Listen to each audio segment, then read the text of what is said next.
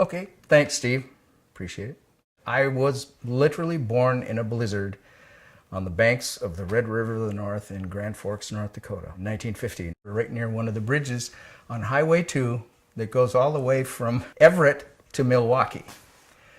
But our house was a very old house right on the banks of the river, and I was outside playing all the time.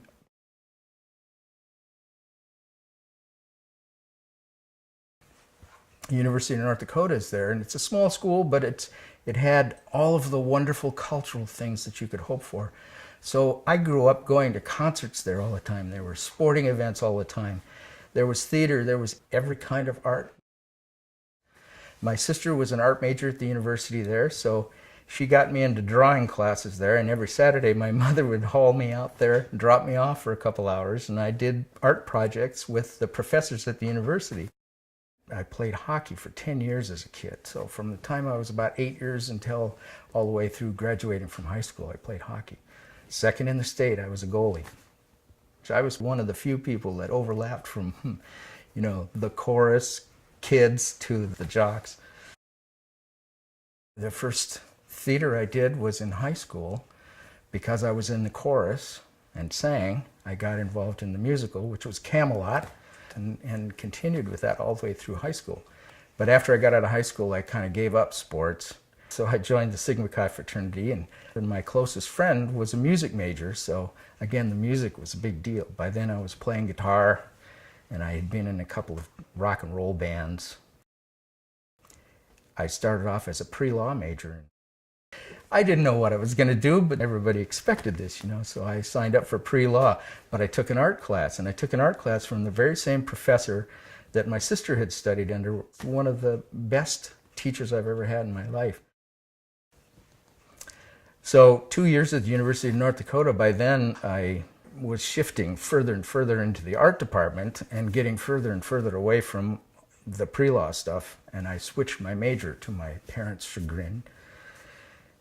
And by the end of the second year there, I had met these people from Alaska, and I decided to move. So I took off during the summer and went to Alaska with a couple of friends. It was just this exciting new lifestyle, and we were all living in these cabins in the woods. I was turning into a hippie. But that summer, I lived in a house with 20 other people who had showed up from all over the place. Interesting as hell, and everybody was out to have a good time and to learn stuff, and it was Eastern religion, and we were all doing macrobiotic diets and meditating and taking saunas by this little creek, and smoking lots of dope and playing music every night.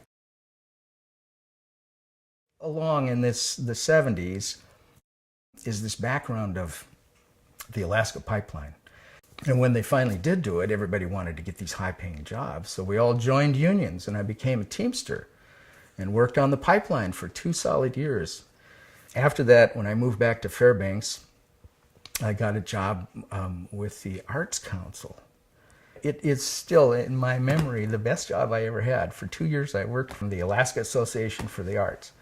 I was living with Michelle, and we were both considering going to the University of Washington, go back to school and finish. And our first place to live was right here on Bainbridge Island, and that was almost 40 years ago, and I've never left. We were interested in theater, which got us connected with BPA right off the bat here on the island. So that's where I met Louise Mills and all of these theater people. I sat on the board of BPA for a couple of years. I was in quite a number of productions, but once I finally did go back to school, eventually after I got my degree in graphic design and photography from the university, I was ready to go back. So I auditioned for Grease in 1988. Surprisingly, they cast me as Danny Zuko, which was really fun, because I could sing falsetto. I think. I don't know. One of the nights, Louise brought this gentleman backstage and said, "I wanted to introduce you to my friend. His name is Edward, and he's from Russia." And this was the start of our connection with Novosibirsk. So at the time, Susie had a group of high school kids called Grease Paint. We were doing this joint production with this group called Smile, and this was Edward's group. And they drafted me to play this part of the father/Wizard of Oz. So the whole production was based on a story that would combine fairy tales from Russia with fairy tales from the Western, North America. So we worked on this show for, I guess, a solid week. We did our first performance in Novosibirsk there to a nearly full house of all these people. And I remember one of the most amazing things is I saw this very large man walk right up to me, wrapped his arms around me and kissed me square on the mouth and congratulated me in Russian about what a wonderful show. This was so good to see her. So it was a little odd to me, but we got over that. Everybody there was very physical. My parents played an important part in how I got involved in movie making. My mom and dad were not travelers, really. And one time they said, we're going to go on a trip, and we're going to go to the New York World's Fair in 1964. And then we're going to take a little detour off and go to Washington, D.C., because you kids should be exposed to, these important cultural things. It's just my dad's idea, I'm pretty sure. And the first thing we saw in New York was somebody from North Dakota walking by on a buying trip for his department store, John Norby, and my mom was waving out the window, John, we're from North Dakota. The World's Fair, of course, was incredible. But while this happened, my dad and I were walking around downtown. He said, where would you like to go? And I said, I'd really like to go to this music store that I've heard about. And so we went there and we shopped around for a while, and he bought me a bass drum pedal for my drum set. And when we got back out on the street, we were on 42nd Street, and here was this marquee across the street that said, Metropole, Gene Krupa here. Gene Krupa must be playing at that place. Do you suppose we could go in and listen to it? He said, well, yeah, I guess we could. It was kind of afternoon, late in the afternoon, something like that. Gene Krupa was always on the back of all my drum books. So I knew who he was, and I'd never actually heard him play, but I thought that would be a great opportunity. So he took me into this bar on 42nd Street, and here's Gene Krupa and his quartet. So by and by, this waitress comes up, and she's got this big Crown graphic, 4x5 camera with the big flash hood on it, look like Ouija.